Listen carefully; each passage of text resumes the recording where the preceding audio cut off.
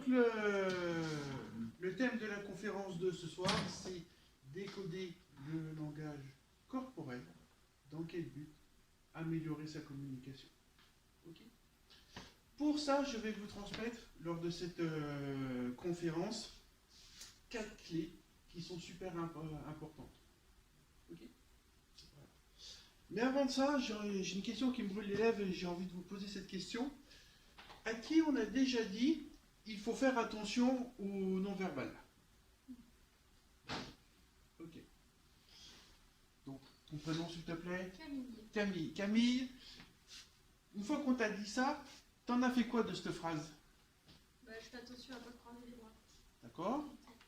Et quoi d'autre? Ok. Votre prénom? Aurélie. Et donc, cette phrase, il faut faire attention au non-verbal, elle vous fait penser à quoi? Elle vous a aidé? Elle vous a pas aidé? Elle me fait penser à quoi? Si un langage non verbal, il y en a un verbal. Oui. Et elle m'a aidée dans le sens où finalement j'ai compris que le cerveau retenait plus le message non verbal que verbal. Enfin, c'est inconscient, mais il y a quelque chose qui se passe qu'on ne maîtrise pas et qu'elle a. Voilà, c'est ça que j'ai compris, mais c'est tout. Ok. Et vous ressentez quoi face à ce message que l'on ne comprend pas? Ah ben, ça me donne envie de comprendre. Donne envie de comprendre. Ok, super. Qui a levé la main par là? Moi je dis, on capte plus facilement le non-verbal que le verbal. Avec les yeux, déjà, quand on voit la posture de quelqu'un, on a déjà une impression, même avant que la personne parle. Mais c'est facile à votre avis ou pas de capter le non-verbal? C'est inconscient. Ça dépend. Ça peut être très automatique. C'est facile, ça dépend pour qui. Mais c'est un entraînement. Comment? C'est un entraînement. C'est effectivement, ça demande un entraînement. Et effectivement, je rejoins un petit peu tout ce que vous avez dit, les doutes, c'est pas facile, tout ça. Moi, quand j'ai fait mon cursus de PNL, effectivement, on m'a dit, pour ceux qui l'ont suivi, il faut faire attention au non-verbal. Donc, évidemment, il y a une grande chose qu'on connaît tous, mais je me suis senti un petit peu quand même désarçonné. Quoi exactement? C'est pas évident le non-verbal. Quand j'ai fait mon coaching, la formation de coach, c'est pareil, on m'a dit, il faut être super efficace, super attentif au non-verbal. Ok? Mais je suis resté sur ma faim un petit peu comme vous, là, comme vous êtes. Et donc, parce que j'étais quand même assez frustré. Et donc, j'ai pris la décision de suivre une formation qui est la synergologie. C'est l'une des meilleures disciplines, pour moi en tout cas, du langage corporel. Et donc, à travers cette expertise que j'ai développée depuis le temps, je vais vous retransmettre 4 clés qui me semblent pour moi super importantes. Okay?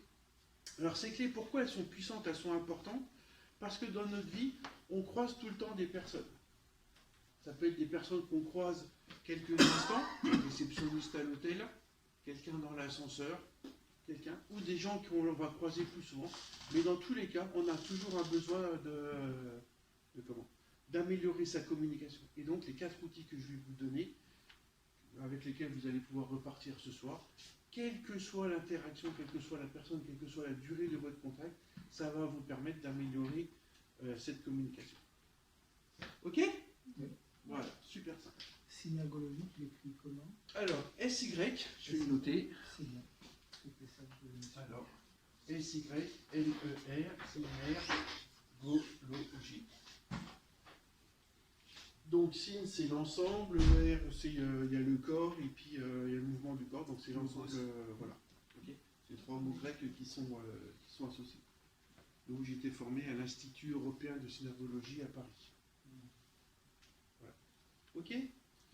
Donc, la première chose que je vais vous transmettre, ce sont les grandes règles de lecture. C'est-à-dire qu'avec ces règles, quelle que soit la personne, quel que soit le contexte, vous allez pouvoir déjà avoir des bonnes bases. Ok? Alors déjà, pour commencer, quelle différence vous faites entre langage non verbal et langage corporel? Est-ce que pour vous, il y a une différence ou pas? Le langage non verbal, ça peut être des mimiques ou... Ouais, donc les mimiques, ça reste corporel. Non verbal, ça peut être la voix. La voix, Très juste. Donc la question c'était l'engagement verbal. Alors pour vous, est-ce que vous faites une différence entre le langage non verbal et le langage corporel? Le langage non verbal et le langage corporel. Est-ce que pour vous, il y a une différence ou pas? Le langage non verbal est beaucoup plus large que le langage corporel. Parce que Tout à fait. comme vient de dire Georgia, il y a le regard, il y a le son de la voix. C'est le paraverbal. Alors, paraverbal, c'est ça, c'est la voix. Voilà. Le regard. Alors le regard, pour moi, c'est du corporel. Mais voilà. Ok. Donc la différence entre le langage non verbal, pardon, là ça commence. Il y a 5 aspects. Hop et hop. Alors, peu importe l'ordre. Alors, tu dois parler du paraverbal. Effectivement, c'est très très vrai. Paraverbal, c'est tout ce qui touche la voix. Mais pour moi, la voix, quand vous m'entendez, vous êtes capable avec ma voix de déterminer ce qui se passe à l'intérieur de moi. Ok, quand on écoute quelqu'un, grâce à sa voix, on est capable de dire est-ce qu'il est énervé. Quand vous êtes au téléphone, vous êtes capable de juger la personne. D'accord? Donc pour moi, la voix, ici, il y a un lien quand même avec le langage corporel dont je parlerai tout à l'heure. Vous comprendrez, il y a un lien. Après, les autres dimensions. On a le périverbal. Paul en a parlé tout à l'heure, qui est tout ce qui est lié à l'espace, aux distances. Ok? On a le supraverbal. C'est tout ce qui est lié aux habits, aux choses comme ça, la façon dont on est habillé. Okay? On a l'infraverbal qui est lié à tout ce qui est odeur, phéromones, des choses comme ça. Et il reste le dernier qui est donc j'ai marqué préverbal. Donc autrement dit, le langage corporel. Le langage du corps, il est essentiellement préverbal. D'accord? Alors bien sûr, il est aussi co-verbal, c'est-à-dire que là, ma main est là, elle est en train d'exprimer des choses en même temps que je parle. Donc ça, cette main-là, elle est co-verbale. Et il y a des gestes, enfin, il y a un langage corporel qui est aussi post-verbal. Excuse-moi, Christian. D'accord? Ok? Donc c'est pour ça, voilà. Donc voici les 5 dimensions du langage non verbal. Le post-verbal, c'est quoi? Comment? Le post-verbal. Un exemple, quelqu'un dit un pic, ou une vacherie, ou quelque chose. Un des thèmes le plus assez courant dans le post-verbal, c'est ce qu'on appelle la langue de vipère.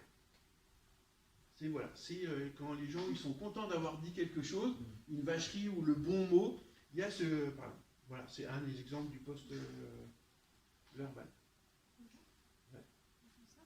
Alors, on ne va pas en parler ce soir, mais si vous saviez le nombre de fois où votre langue passe du temps dehors et pas dedans dans une journée, c'est affolant. Je ne vends pas mes vidéos, mais si vous allez sur ma page YouTube, il y a une des vidéos, je ne sais plus laquelle, où je crois que c'est Tariq Ramadan, le nombre de fois où sa langue est dehors, c'est impressionnant. Mais tous, hein? Voilà. Ok? Alors ça, justement, je vais en parler. Pourquoi on ne s'en rend pas compte de ça? Que la langue, elle est dehors. C'est neurologique, hein? Est-ce que c'est neurologique? C'est-à-dire, qu'est-ce que tu entends par neurologique? C'est instinctif, quoi. On ne réfléchit pas à ce qu'on fait. Ouais, alors je vais reformuler. Pourquoi nous, on ne le voit pas? Si tu sors ta langue, pourquoi on n'y fait pas attention? Est-ce qu'on fait tout? Est-ce qu'on fait tout ça? On le fait tous depuis très très longtemps. Ok? Notre inconscient, depuis le début qu'on est des hominidés, même avant qu'on nous sommes des mammifères, nous avons un langage non verbal. Donc notre inconscient, toute la journée, il décode du non verbal. Donc il y a énormément de choses que notre conscient ne prend plus en ligne parce que notre inconscient le gère. Toute la journée, on a du non-verbal. Pourquoi vous apercevez de rien? Parce que si ces gestes, on en a parlé avec je ne sais plus qui, si ces gestes sont naturels, si ce langage corporel est naturel, notre inconscient ne le détecte pas comme un normal. Donc il ne nous envoie pas d'alerte.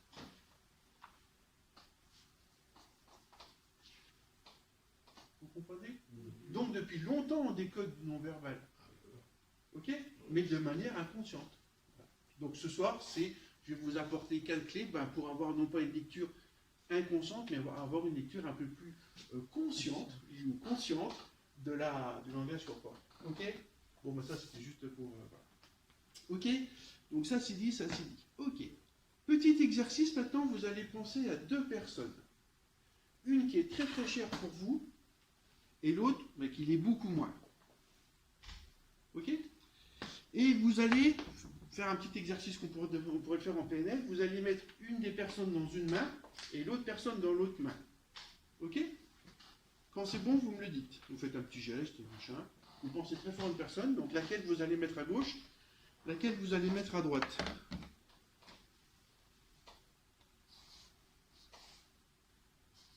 C'est bon? Alors, la personne que tu aimes bien, tu l'as mise dans quelle main? À droite. D'accord? Ok. Donc la personne que tu aimes moins bien, à gauche. Ok. Qui d'autre qui souhaite partager? J'ai fait pareil. J'ai mis celle que j'aimais à droite et celle que j'aimais moins à gauche. Ok. Moi aussi. J'ai fait la celle que j'aimais à gauche. C'est-à-dire que la personne que vous aimez bien à gauche, et toi pareil. Et donc vous, les garçons? À droite. À droite, c'est bien. D'accord, 5 contre 4. Ok. Ok. Donc l'une des premières règles de lecture, c'est ce qui se passe dans notre corps sur le côté droit, sur le côté gauche. Ok? Droite et gauche. En règle générale, donc du coup mon expérience n'a pas marché, on met du côté gauche tout ce qui est lié à soi. Tout ce que l'on aime bien, tout ce qui est doux, tout ce qui nous plaît, tout ce qui correspond à notre cadre de référence. En fait, ça n'a pas marché parce que ça vient de la façon dont tu as posé la question. Ah. En fait, tu as induit qu'on mette la personne qu'on aimait ici, à droite. Oui. Oui. Moi, je l'ai entendu.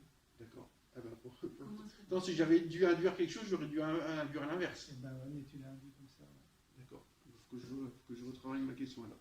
Parce que moi, j'ai commencé à la mettre à droite. Et puis après, je me suis dit, mais non, mais la personne que j'aime, je vais la mettre à gauche. Ah. Comme j'ai entendu, il faut la mettre à droite, ben, je vais garder à droite. Parce que je crois que c'est dans la chronologie. Je crois que tu as parlé, il me semble, de la personne qu'on aimait, Ouais. celle qu'on n'aime pas, et après tu as évoqué la main droite, et après la main gauche. Et peut-être que mon cerveau a associé le 1 avec le A et le 2 avec le B, tu vois. Mais moi aussi, j'ai eu envie de mettre ceux que j'aime là. Ah. Mais je ne l'ai pas fait. J'ai mis... Ok. Ça veut dire qu'on ne fait pas confiance à notre ressenti. C'est ça. Ah ouais. On se met pas en connexion. Ok. C'est-à-dire que votre tête a réfléchi. Et c'est quoi le langage C'est corporel? la suradaptation dont je parlais tout à l'heure. Ok. Mais c'est pas grave. Ok. Parce qu'en fait, pourquoi on bouge? On l'a déjà dit. Pourquoi on fait des mouvements? Le verbe mouvement, émouvoir, tout ça. Le verbe mouvement, il vient d'où? Ouais, bouger. Et pourquoi on bouge? Pour ressentir des émotions. Voilà. Effectivement, ça vient des émotions. Ok? Donc, dans le côté gauche, tout ce qui va se passer du côté gauche de notre corps est plutôt lié à quelque chose qu'on aime, de doux, notre cadre de référence, etc. Ok? Et ça, c'est Donc, à contrario, à droite, ça sera par exemple tout ce qu'on aime moins, les gens qui sont extérieurs à nous. Voilà. Et ça, Ok. peu importe que tu sois gaucher ou droitier. Tout à fait. Alors, ça fait partie d'un des... Je vais le dire tout de suite. Ça n'a rien à voir avec le fait qu'on soit gaucher ou droitier. Gaucher ou droitier, c'est lié à la préhension.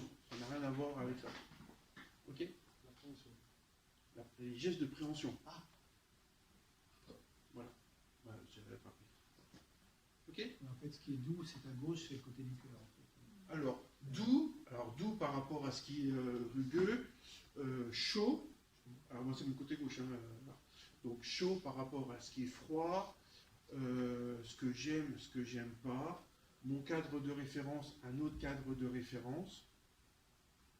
Ok? Voilà. Alors, ce sont des règles, hein, donc ça veut dire que bien sûr qu'il y a des exceptions. Mais voilà. Ok? Donc ça, c'est fait.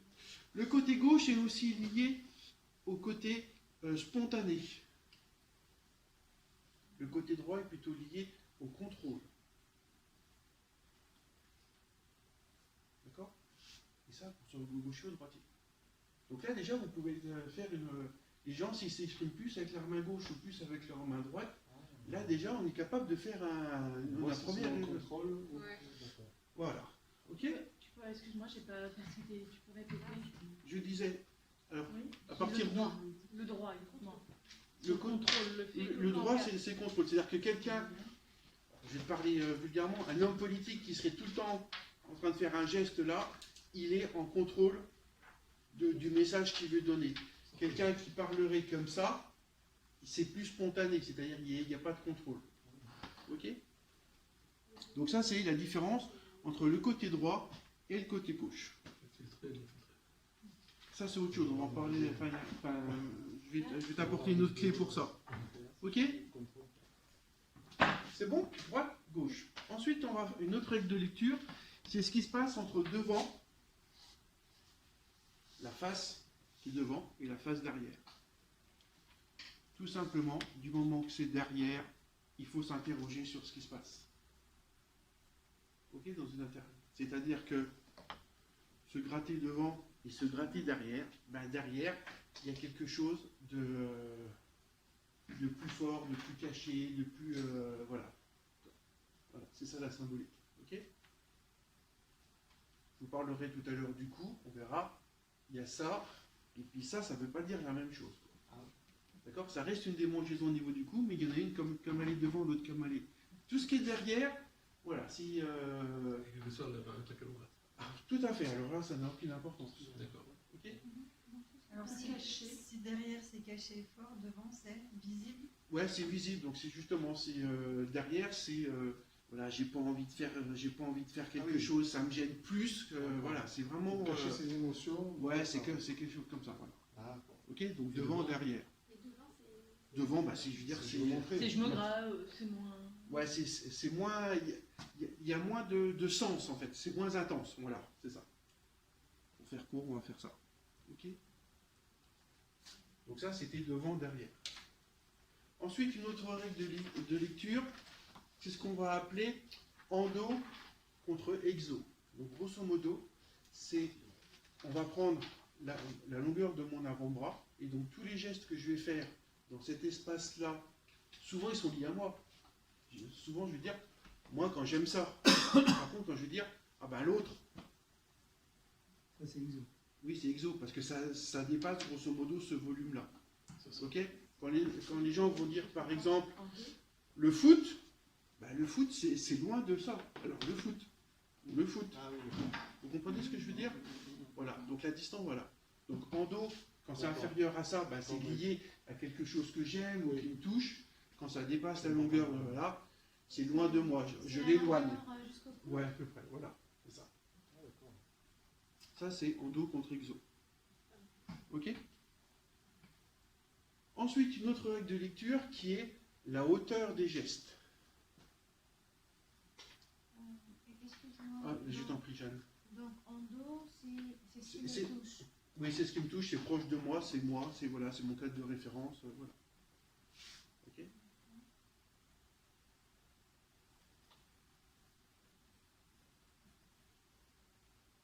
D'accord. Et donc exo, c'est. Bah, c'est loin de moi, si je l'éloigne, ou si ça ne me concerne pas, ou c'est loin de mes préoccupations, ou j'aime pas, voilà.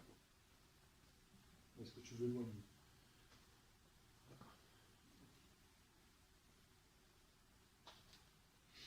Ok. Donc une autre règle qui est la hauteur des gestes. Tout le monde a été dans un spectacle. Imaginez-vous un super spectacle où vous vous êtes éclaté. Comment vous applaudissez le spectacle, le groupe? Voilà. Ok, donc effectivement, la hauteur des gestes va traduire notre niveau d'émotion. Quand on kiffe un truc, ok, ou super, machin. Ah oui. Bah, quand c'est moyen, c'est là, ou quand... Oui, quand on veut pas. voilà. Donc la hauteur des gestes, Ouais. c'est quelque chose aussi à prendre en compte. Non, on va t'applaudir. Et non pas. Il a pas aidé. Camille, je te remercie de ne pas avoir fait ce geste là devant la caméra. Tout à fait.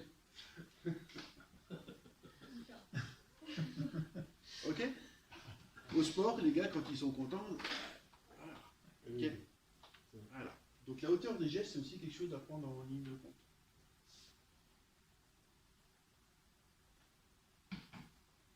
Ben, c'est tout simplement, on l'a dit, nos gestes traduisent nos émotions. Donc plus le geste est fait haut, fort, plus il traduit qu'il y a quelque chose d'intense qui se passe à l'intérieur de nous, tout simplement. C'est aussi automatique que ça. Donc droitier, gaucher, on en a parlé.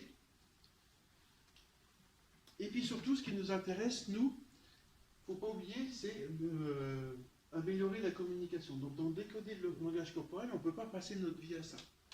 C'est-à-dire que ce qui prime d'abord chez nous, c'est toujours avoir à l'esprit, on veut améliorer la communication. Et moi, là, actuellement, je ne peux pas vous décoder et être en lien, avoir une communication authentique avec vous. Ok ? Par contre, à quoi je vais être attention ? Je vais être attention à ce qu'on appelle le ballon qui passe. Le ballon qui passe, qu'est-ce que c'est ? C'est un corps qui bouge alors qu'il ne devrait pas bouger, ou au contraire, un corps qui ne bouge pas alors qu'il devrait bouger. Ok ? Je vais vous donner un exemple pour illustrer ça. Il y a 15 jours, j'étais en séminaire ici avec l'école de coaching. Et là, à côté de moi, à ma droite, il y avait une dentiste. Ok ? Et la présentatrice dit « Ah, ben, de toute façon, les docteurs, leur job, c'est de nous arracher de l'argent. » Donc, elle a voulu faire un... Et là, le corps de la personne a changé. Ça, c'est un ballon qui passe. C'est-à-dire qu'il y a une information, et là, j'ai tout de suite vu que son corps avait changé. Il y a une réaction, si vous voulez, à ça. Et donc ça, c'est à ça qu'il faut faire attention. C'est pas trop ta jambe croisée ou ta façon de tenir ta tête ou exactement ça.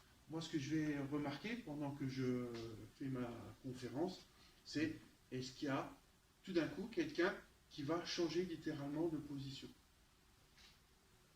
C'est ça qui est intéressant. Parce que le focus, c'est ça. Le focus, malgré tout, ça doit être de garder une communication authentique. Authentique, je ne peux pas y arriver ça.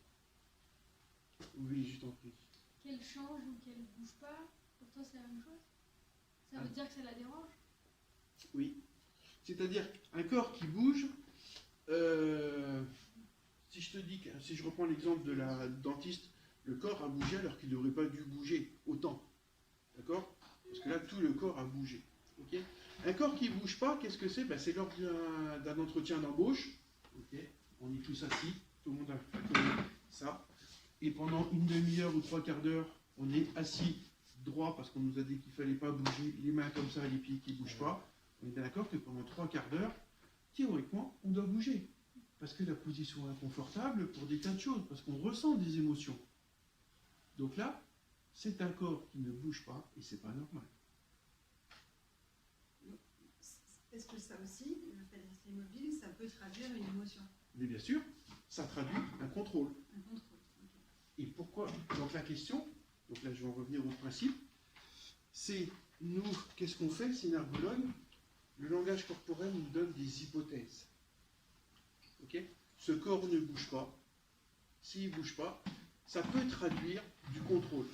Et donc, grâce à un questionnement derrière, on va aller valider ou invalider notre hypothèse. Donc j'ai l'habitude de dire que moi, je ne me trompe pas. Parce qu'en fait, je ne fais que des hypothèses. Et une hypothèse, elle a le droit d'être fausse. Ok? Alors. Et donc c'est pour ça que moi j'ai dit que je fais du décodage du langage corporel bienveillant. Parce que voilà, ma priorité c'est pas de savoir pourquoi elle est stressée, c'est son langage corporel va me dire qu'elle est stressée. Je vais donc tout mettre en œuvre pour la déstresser dans le but d'améliorer la communication. C'est ça notre focus final en fait. Ok? Décoder le langage corporel, c'est un des outils. C'est bon pour ça? Des questions? Ok, on continue. C'est bon, on peut continuer? Oui. Maintenant qu'on a ces grandes règles de lecture, on va pouvoir les appliquer sur un corps. Toutes les zones du corps ne veulent pas dire la même chose. Donc là, on va commencer à segmentariser le corps. Alors, à votre avis, le cou, il pourrait nous parler de quoi, le cou? Communication. Le crew, c'est la communication. La direction. Alors, voilà, la communication. Ok? Donc, c'est-à-dire que ce qui se passe au niveau du cou, une démangeaison, une caresse, une tension, un truc comme ça, il y a un problème de communication. Voilà, il y a un problème. Ok? La personne qui serait comme ça, tandis là, ça se passe au niveau du cou. Qu'est-ce qui fait que tu abordes la question sous forme de problème? Parce que Alors, il peut y avoir une envie aussi de communiquer. C'est ça. Alors, s'il y a une envie et que la personne ne le fait pas, moi,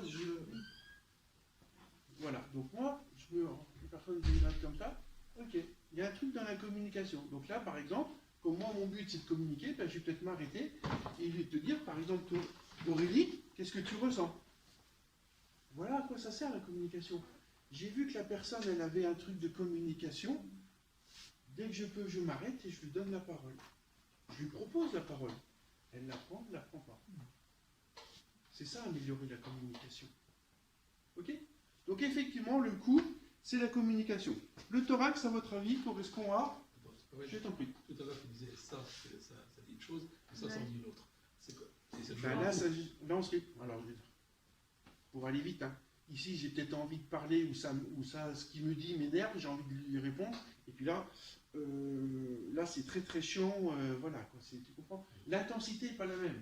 Derrière, il y a une notion de l'intensité plus élevée. Mais ça reste là un problème de communication. C'est, oh putain, comment je vais m'en sortir? Il m'a posé une question, je ne sais pas comment je vais répondre.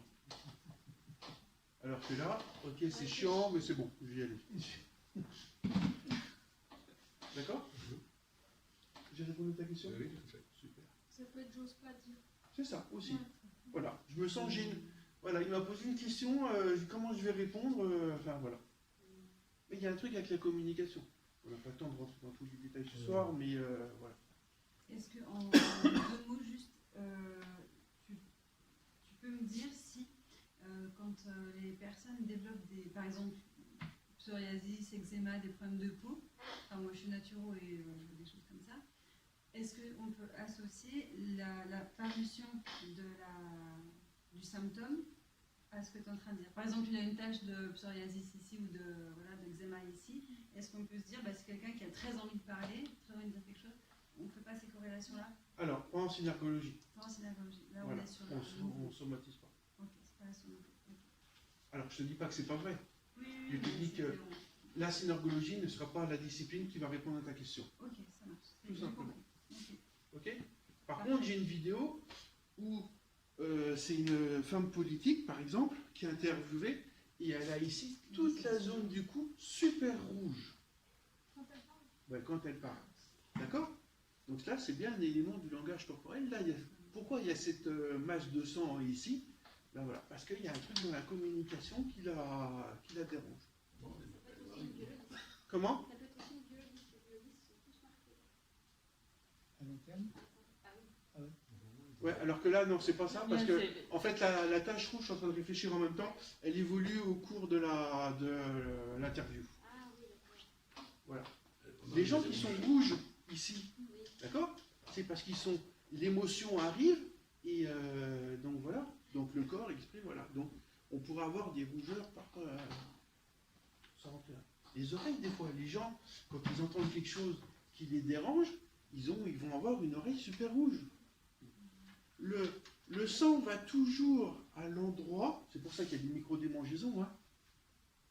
Le sang va toujours à l'endroit où le corps a envie de faire quelque chose. Oh, voilà. Le sang est le vecteur de nos émotions. C'est ça. Ok? Les gens, j'en parlais tout de suite.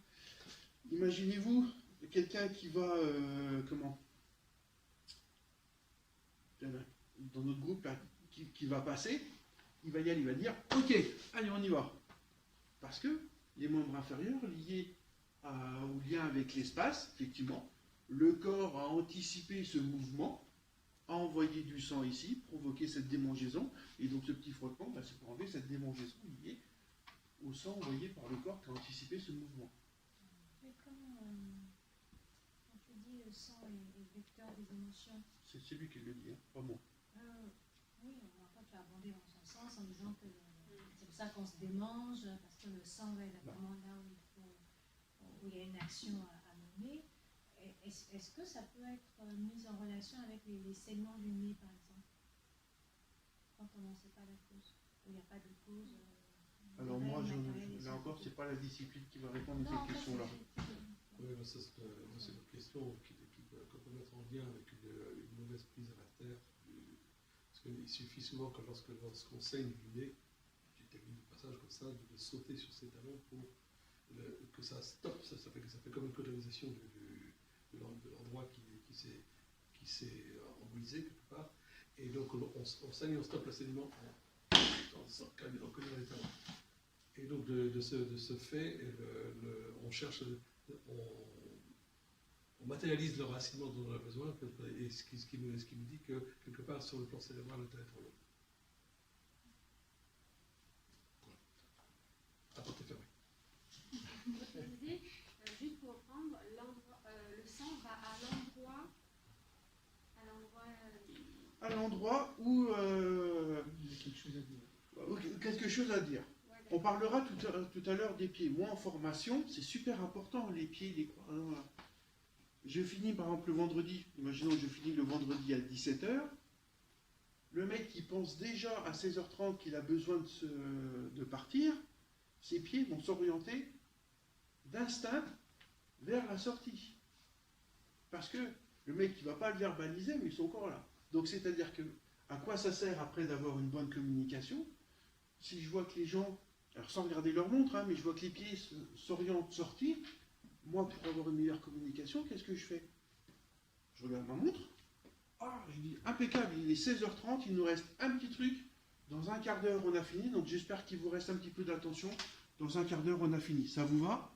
Les mecs, ils sont contents comme tout. Parce que, voilà. Comment? Ouais, les pieds reviennent, les pieds reviennent. Voilà à quoi ça sert de décoder le langage corporel pour avoir une meilleure communication. Ok? Vous êtes en train de parler avec quelqu'un, imaginons qu'on est en train de se parler avec Christian, tout d'un coup, je me tourne comme ça. Les pieds, ils sont vers la sortie. Et à un moment donné, il faut comprendre qu'il faut stopper la communication parce qu'il y en a un des deux qui n'est plus dans le tempo. Parce que les pieds montrent ce qu'à l'intérieur on ressent, l'émotion. L'émotion, c'est pour des raisons X, tout à fait louables. Je suis en train de... mon corps est parti, veut partir. Voilà. Ok? Donc on en était au thorax. J'ai pas compris. Oui, le thorax, à votre avis? Quand il se passe quelque chose au niveau du thorax, c'est lié à quoi? Protection, Non. cœur, Non. Non plus. Plus simple. À la gêne. Non. Le thorax, c'est l'ego. Ok? King Kong. Je suis fort. C'est moi. Tarzan. Voilà. Et on fait ces gestes? Alors non, mais nous, mais voilà. Donc le thorax, voilà, c'est lié à l'ego. Donc effectivement, une démangeaison ou quelque chose là, je suis à ma place, je ne suis pas à ma place, voilà. Ok? L'abdomen, j'accélère un petit peu, mais c'est pour vous que vous y... L'abdomen. Bah, ce que j'assimile, non? Ce que j'accepte, ce que j'accepte pas. Non, le stress, non. Le stress peut, il peut aussi se montrer partout. Non. Les forces, c'est les forces matérielles. Ok? Ouais, c'est un peu lié comme ça. J'ai bien mangé, donc j'ai pris des forces, voilà. Ok? Les hanches, le bassin? Non. l'enracinement, Non. Ah, c'est le...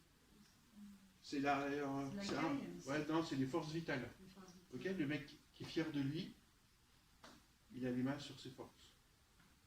Ok? c'est la posture du Superman. Voilà. ça. Ouais. Voilà, par exemple, les mains ici, voilà. Superman. Ok?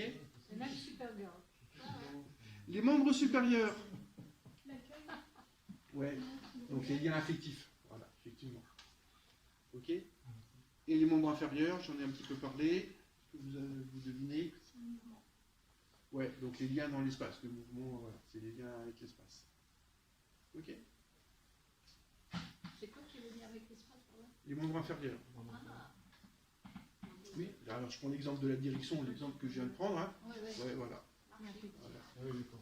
Et Le quelqu'un déplacement. par exemple, quelqu'un qui va, tu sais, se camper sur ses jambes très fort, quoi. Style, enfin, ouais, voilà. Comme ça. Ouais. Ah, ça c'est quoi ça? Ah bah ça c'est une position de... Alors là par Alors, contre... comme alors, ça, regardez- et les mains comme ça. Là. alors, ça c'est exagéré par rapport à une posture normale. Donc là, je dirais, le mec qui se sent... Il y a quelque chose qui... Pourquoi il a besoin de s'ancrer autant au sol? Il sent un danger. Pas forcément un danger, mais la question que je me poserais, c'est pourquoi il a besoin d'une assise aussi large pour être aussi bien ancré au sol?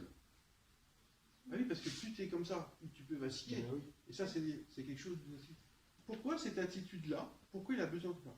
Stabilité. Rappelez-vous d'ESK quand il a fait son mea culpa chez, dans le journal de Kershazal, il avait les bras accrochés comme ça au truc. Pourquoi il a besoin de 2,50 m d'envergure pour s'accrocher comme ça? Mais c'est ça les questions qu'il faut se poser, c'est ça notre travail. C'est on repère quelque chose qui n'est pas normal et on doit s'interroger. On n'en tire pas forcément, on n'en tire pas de conclusion, hein, mais on se dit, ça, il se passe quelque chose. Donc, comme ça, je te dirais, il y a un truc à creuser. Pourquoi cette personne, elle a besoin de s'ancrer comme ça au sol? Parce qu'elle en manque. Peut-être.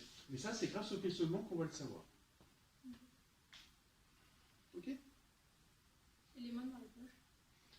Ah oui. Les mains, donc je vais revenir un petit peu à ce que Paul disait. En synergologie, on se rapproche de ce qu'on a dit au niveau des doigts. C'est pas très très franc, c'est-à-dire qu'on a plein d'exemples où ça marche pas. Mais on est lié. Voilà, donc effectivement, le pouce c'est lié à soi. Ça c'est le je, donc soi interne, le soi externe. Je demande la parole, ok. Donc la responsabilité, le groupe. Voilà. Donc on retrouve un petit peu les mêmes choses, sachant que ça ne marche pas tout le temps. Ok.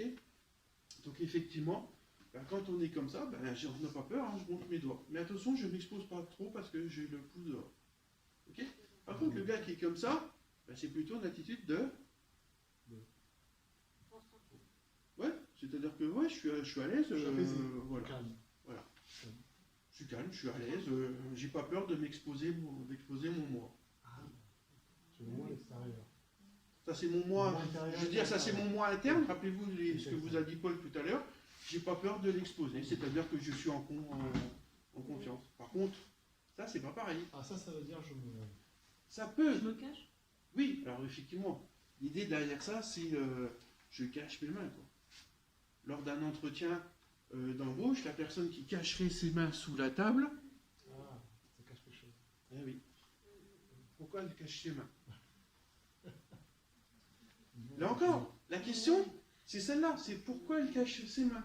C'est ça la bonne question. On n'en tire aucune conclusion. Ah oui, bien sûr, une émotion. Il y a un truc à creuser. Ok? Coach. C'est bon pour ça? Donc là, ce sont des règles de lecture. C'est-à-dire que si la personne, voilà, à droite, à gauche, se gratte l'abdomen, le thorax, la jambe, là, vous avez déjà des clés pour vite fait avoir une première idée de ce qui se passe dessus. Ok? Ça va jusque-là? Il me reste combien de temps? 5 minutes, 2 minutes. Non, je sais. Un quart d'heure? Cool. Ok. Allez, c'est bon jusque-là? Oui. Bien. Allez, on va parler du croisement de bras. Alors, ça, il faut quoi Le La repli sur soi. fermeture. Là, La fermeture. eh ben non. Ah bon? Moi, c'est parce On que croise j'ai- les bras pour énormément de raisons. Et la principale, tout ce qui est boucle de retour sur soi, c'est parce qu'on est confortable. Ah bon? Tu es formé? Est-ce que tu es fermé à ce que je dis depuis tout à l'heure? Non. Ouais, pas du tout, au contraire. Pas du tout. Par contre, ça a un effet sur la physiologie, c'est-à-dire le plexus, il est compressé. Donc forcément, Après, dans l'énergie, Bah, Voilà. ça dépend si on est comme ça ou si on est comme ça. Ça dépend si tu croises les Alors, doigts. on parlera des positions de chaise tout à l'heure. Ok? ils sont dedans, Mais dedans. moi, Alors- moi, quand je prends mon cas, souvent c'est quand je me sens inconfortable dans une certaine situation que je fais un frein. Oui, c'est un retour sur soi. Donc c'est un retour sur soi pour se calmer, parce qu'on est bien, voilà. Donc c'est pour ça que je dis, il y a énormément de raisons pour lesquelles on croise les bras, et la fermeture, c'est vraiment un des tout petits cas. Oui, après, c'est partir sur les hypothèses que tu évoquais au départ. Voilà.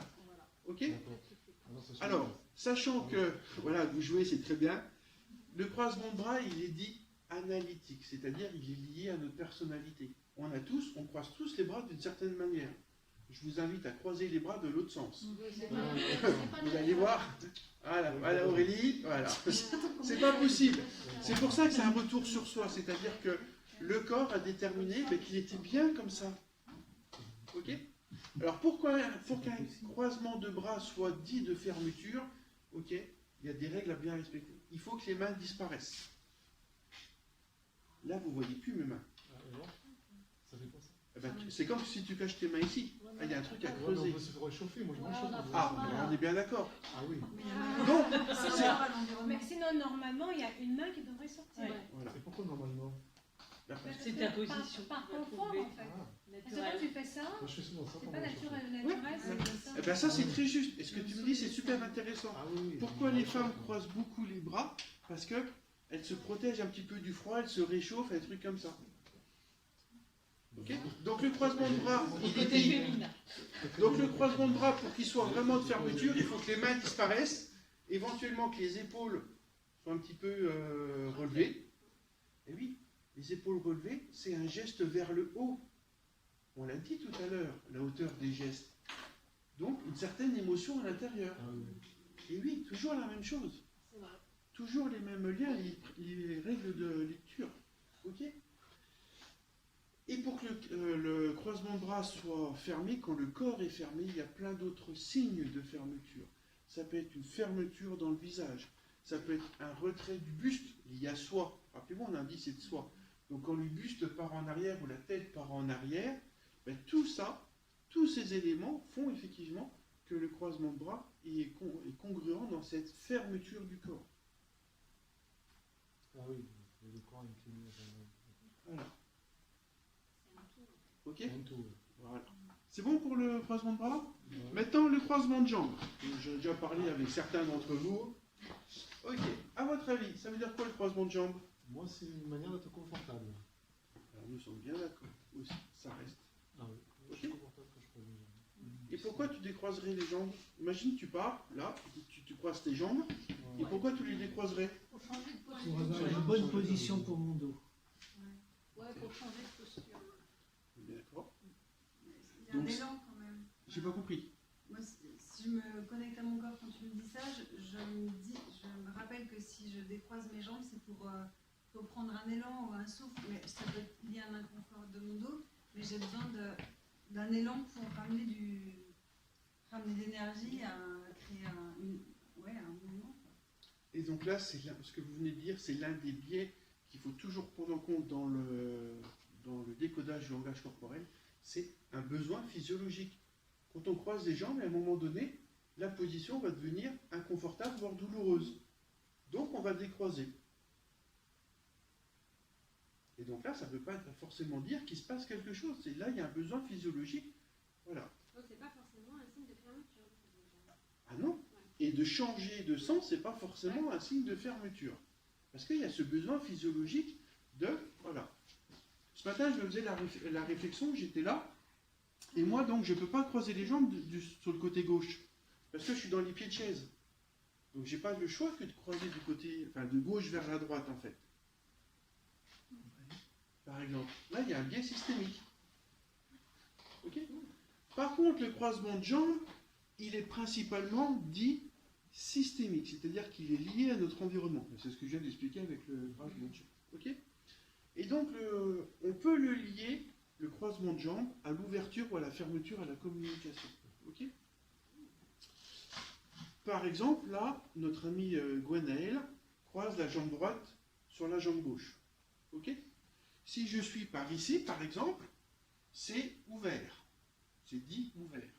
Donc là, je peux en déduire qu'effectivement, ce que je lui dis, ben, il n'y a pas de frein à la communication. Imaginons que depuis tout à l'heure, je sois dans l'autre côté et qu'il croise comme ça. Là, c'est un sens de fermeture. Ah oui, oui, D'accord. bien sûr. Genre, quel côté. Voilà. Et donc les deux personnes peuvent être congruentes, une seule, etc. Donc le croisement de jambes peut nous indiquer effectivement si la personne elle est ouverte ou fermée, de façon beaucoup plus claire que le croisement de bras. Mais il y a des biais systémiques à prendre en compte. Voilà. Il peut y avoir un problème à la hanche, un problème au genou, qui fait qu'on ne peut pas croiser d'une manière ou d'une autre. Donc c'est pour ça qu'il y a énormément de biais qu'il faut prendre en compte lorsqu'on décolle. Okay. Donc, par contre, le croisement de jambes est plus vrai sur l'histoire de ouverture-fermeture. Okay. Du coup, c'est vachement intéressant quand on est conférencier ou formateur, quand on observe que plusieurs personnes dans le groupe décroisent, on peut se dire, enfin moi je me dis en tout cas qu'il y a peut-être un inconfort posture, donc peut-être que les gens ont besoin de se bouger, lever, etc. Donc peut-être C'est que le comment ça signal, repose. je veux dire. Ouais. Et si ça ferme et ça s'ouvre souvent, ça veut peut-être dire aussi que je dois changer la manière que j'ai de m'adresser au groupe parce que... La question là encore, c'est on pourrait par se- rapport, c'est à quel moment ça bouge. Donc si tu dis quelque chose et puis que tu vois une ou deux personnes qui, le corps bouge, là tu dis, ah, j'ai peut-être dit quelque chose. Ouais, d'accord. Ok. Voilà. Le moment où le corps bouge ou ne bouge pas, c'est ça qui nous intéresse. Ok. C'est bon pour le croisement de jambes? Et le croisement comme ça, Alors, pour moi, c'est un croisement, ça c'est le mien, d'accord? Où je suis confortable. Ben, comme toi, tu as voilà, les on est deux. bien comme ça. Moi, je suis bien comme ça. Voilà. Moi, c'est une position confortable. Il y en a qui disent que c'est une position de fermeture. Ben, pas pour moi. Ça ne marche pas pour moi. C'est pas forcément une fermeture. Moi, c'est comme ça que je croise les gens.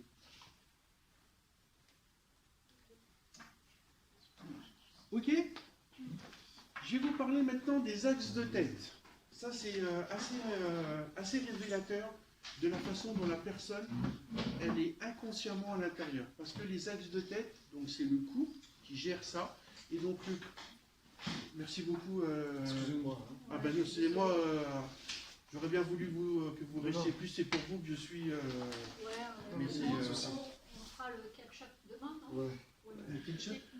On regardera la vidéo. On regardera la vidéo La sur Internet. captation. Ok.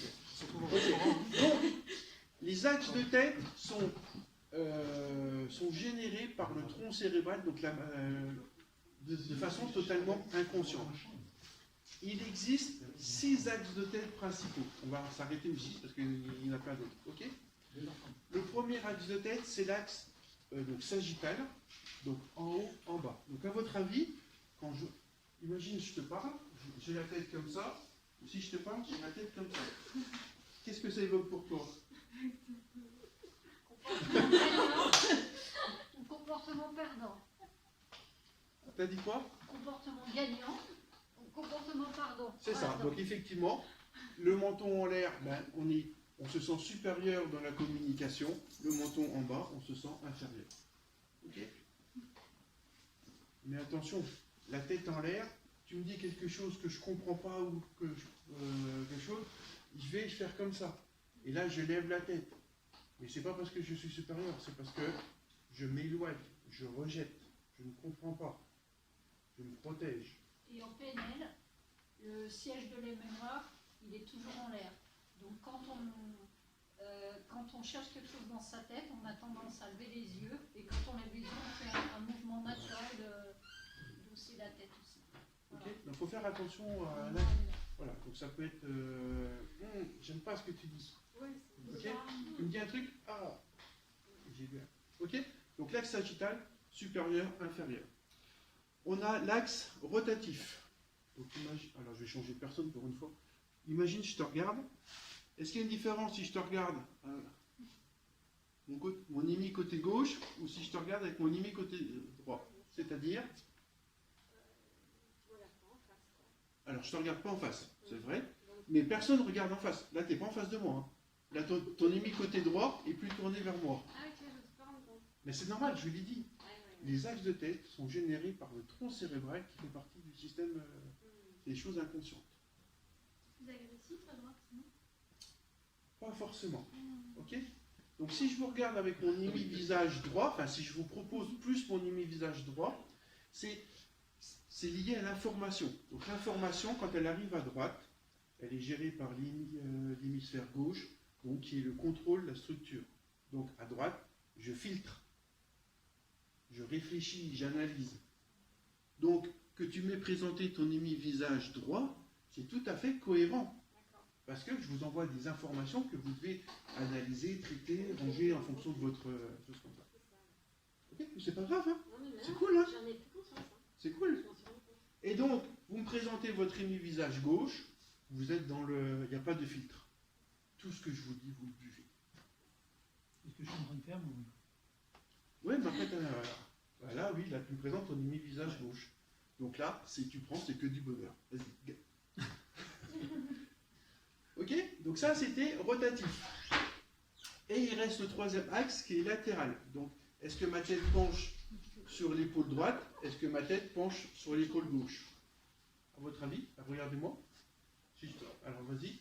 Camille, moi je te regarde. Comme ça. Comme ça. Est-ce que ça fait une différence ou pas? Ouais. Alors, à votre avis, ça veut dire quoi? Ouais, la tête penchée. Alors, les épaules ne bougent pas, hein, c'est la tête qui incline un petit peu. Donc là, forcément, j'exagère un petit peu. Doute. Non, C'est plutôt affectif, non? c'est ça, c'est le lien affectif, très juste. Donc, côté gauche, comme c'est lié à moi, j'aime bien. D'accord? Je suis en empathie. Rendez-vous amoureux, ou j'en sais rien, ça se passe bien. Ok? À droite, je me rigidifie. C'est-à-dire que le lien, il y a un truc, voilà. Tu comprends ce que je veux dire? Et ça, voilà. Ça, c'est des règles. Et ça, le gars, il ne peut pas le contrôler. Autant les micro-mouvements, les micro-démonstrations, il va dire, putain, ça me gratte le nez. On peut dire de comment? Donc, moi, je suis Ça me gratte le nez, ça me gratte le nez, il ne faut pas que je me gratte le nez. Autant les actes de tête, on n'en a pas conscience. Parce que c'est géré par le tronc cérébral. Et alors là, je suis en train d'écrire. Donc, déjà, j'écris, donc je te présente mon côté gauche, ok. Donc, je suis en train de voir tes paroles, mais j'ai aussi la Alors, penchée sur la droite. Les axes de tête, il y en a 29, c'est-à-dire que chacun des axes de tête, ils peuvent se combiner avec l'un ou les autres. Ouais. Donc, quand tu multiplies 6 par 3 par 3 par 3 par 3, ça te fait au final 29 combinaisons possibles. Enfin, 27, pardon, excusez-moi, 27 combinaisons possibles. Donc on n'en est pas là. Il faut rester simple. Oui. C'est-à-dire que s'il y a un axe de tête, s'il y a plusieurs axes de tête qui se combinent et que tu veux essayer de décoder, tu prends le principal. En arrière, en bas, à droite, à gauche, voilà. Tu prends le principal. Ok? Parce qu'on n'est jamais les trois axes neutres. Ok? Ça c'est super important parce que ça, la personne ne peut pas le contrôler. Et donc ça c'est vrai. Je veux dire, elle ne peut pas mentir là-dessus. À moins que la personne soit dans le contrôle, qu'elle connaisse toutes les ficelles puis qu'elle essaye de vous séduire. Ok? Et je vais terminer par autre chose là encore, qui est automatique. Ce sont les positions, ce qu'on appelle les positions de chaise. Donc, la façon dont la personne, elle est assise. Donc là encore, c'est révélateur de sa communication. Alors, là, il y a 9 positions de chaise. Ok? Alors, on va partir. La première, imagine que je te regarde. Alors, je vais changer. Voilà, imagine que je sois devant, donc en avant, sur la droite. Si je suis comme, peu importe comment je suis comme ça. Je vais me mettre sur la table. Je vais prendre toute la caméra. Hop. Imagine que je suis comme ça. Qu'est-ce que ça t'évoque? Par rapport à comme ça. Là, il y a une fermeture. Ah oui, parce que je suis face à toi. Mais alors, faut pas qu'il y ait ce biais-là. Voilà. Comme ça, je suis bien dans l'axe. En avant à droite. Je sais pas, pour moi, il y a ouverture, parce que tu avances. C'est ça. Mais après, le droite-gauche, ça arrive pas. Ok. Quand on est devant, enfin en avant comme ça, j'ai l'envie de communiquer. D'accord? Tu veux dire quand on décolle le dos du ciel, C'est ça. on est aussi. C'est ça. C'est-à-dire que quand le buste est en avant, mon ego, je le mets en avant dans la communication. Je suis impliqué dans la communication. Alors quand c'est à droite, j'ai une implication vive. je suis engagé, très engagé émotionnellement, donc parce que soit c'est un thème qui me plaît, ou soit ce que me dit l'autre, ça ne me plaît pas du tout, et verbalement, ça va y aller. D'accord? Donc à droite, beaucoup d'énergie. D'accord? À gauche, c'est un thème aussi, donc devant à gauche, c'est aussi un thème qui me plaît beaucoup, mais voilà, j'ai moins cette intensité d'engagement. Ok? Donc implication vive contre implication souple. Et puis évidemment, on a l'implication neutre au milieu. Ok? Donc quelqu'un qui est assis sur une chaise et puis qui serait comme ça, donc le buste en avant, il est dans la communication. Ok? Donc après, on recule d'un cran, le buste droit, à droite, à gauche, beaucoup moins d'implication dans la communication. Et bien entendu, quand le buste est en arrière, beaucoup plus de retrait. Ok? Donc, l'arrière à gauche, énormément de retrait. Donc là, je dirais, c'est plutôt négatif. La personne n'a vraiment pas envie de s'impliquer dans la communication. Ok? Arrière gauche. Arrière droit, on est plus dans de l'inconfort lié à peut-être de la gêne ou des choses comme ça. D'accord? Parce que le thème est peut-être délicat, parce que peut-être la question est indiscrète, ou des choses comme ça. Ok? Voilà. Et donc là encore, ces positions de chaise, d'accord? Donc il ne faut pas qu'il y ait de table, il ne faut pas qu'il y ait d'accoudoir, voilà. Et puis il faut qu'on soit en face aussi. Donc voilà. Donc les positions de chaise sont aussi révélatrices de la volonté de la personne de communiquer ou pas. Et donc ça aussi, c'est inconscient. Donc entre les axes de tête et la position de chaise, vous pouvez vous rendre compte, vous avez une idée assez précise de comment se sent la personne. Une personne que je vois souvent faire ça, assise sur une hanche, comme ça, une chaise, une chaise. Ça. C'est pas un peu. Alors elle est souvent comme ça ou pas? Ah ouais, très souvent. D'accord, ok, super. Donc, Comment? une sciatique. Nous, synergologues, on fait attention à trois choses. Quand on analyse le langage corporel, on fait attention au SAM. SAM, ça veut dire, est-ce que le geste que fait la personne est inscrit dans son statut?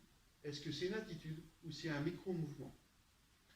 Si tu me dis que ce geste-là, la personne l'a souvent, d'accord, c'est inscrit dans son statut, c'est pas quelque chose qu'on va prendre en compte. Parce que c'est quelque chose d'habituel. Paul, quand vous le regardez, il a quand il n'écrit pas, il a le crayon entre les doigts, la main dans la poche. Ok? Moi, je m'en moque. Parce que c'est son truc habituel. C'est dans son statut. C'est imprimé. C'est sa façon d'être. Donc ça, j'en prends pas en compte. Ok? Par contre, ce qui peut être intéressant, c'est cette personne qui est assise sur une chaise, on revient, enfin sur une hanche, c'est à quel moment elle bouge. Et bien c'est ça. Voilà, puisqu'elle change de statut à ça. Ok? Donc, l'attitude, c'est ce que exprime la personne maintenant. Donc là, je vois sur vos visages, on peut être content. Tu as eu 2-3 petites grimaces de qu'est-ce qu'il me dit, il faut que je comprenne. Voilà. Ok? Et puis donc les micro-mouvements, c'est tout ce que la personne va volontairement ou involontairement vouloir cacher. Et donc c'est ça, nous, qu'on va décoder parce que, voilà, pourquoi la personne n'exprime pas ce qu'elle ressent. C'est ça le but en fait. Consciemment ou inconsciemment, son corps veut quelque chose, il ne l'exprime pas. Et c'est là où on rentre en ligne de compte.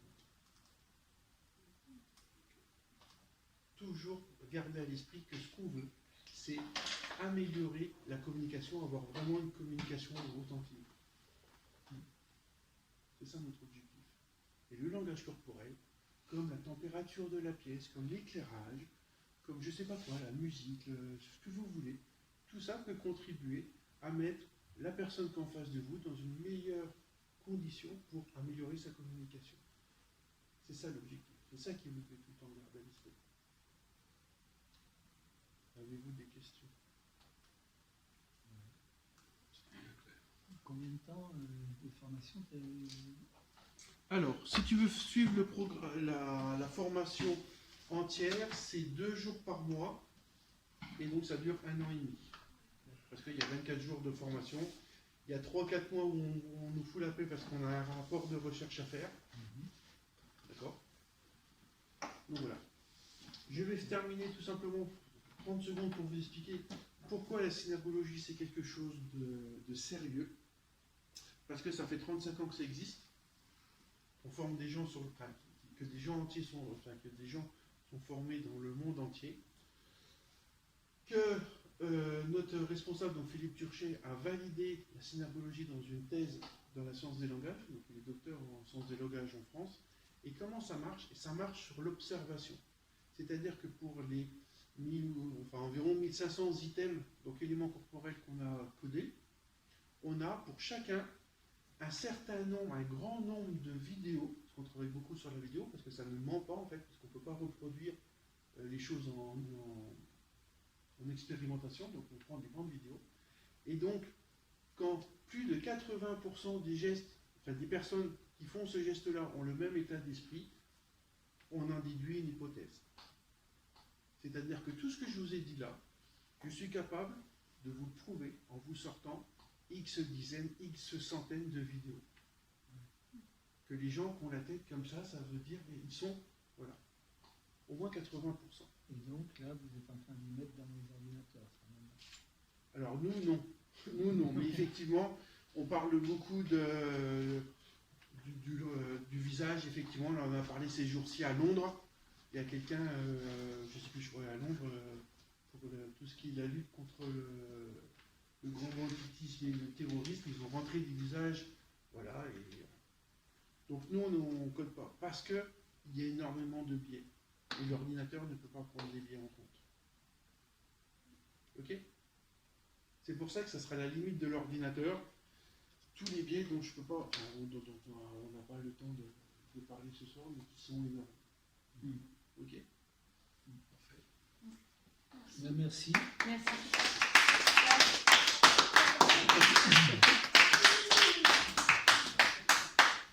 Merci beaucoup. Ah, très intéressant. Ouais. C'était très clair. Ça remet un petit peu en question les... 1h05.